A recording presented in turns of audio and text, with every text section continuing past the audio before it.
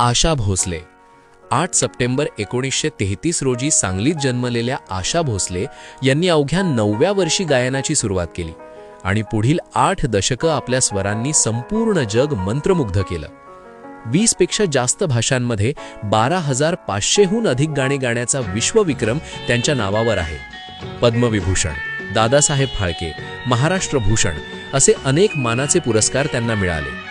त्यांचा आवाज तब्बल 70 वर्ष भारताच्या लुधयात घुमत राहिला.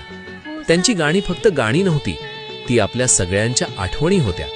एका संपूर्ण पिढीच्या भावना त्यांच्या स्वरांत जिवंत होत्या. आज फक्त एक गायिका गेली नाही, आज एक संपूर्ण सुवर्ण युग संपला आहे. पण लेजेंड्स कधी मरत नाहीत, ते त्यांच्या आवाजातून कायम जिवंत राहतात. आशाताईंना मनापासून श्रद्धांजली.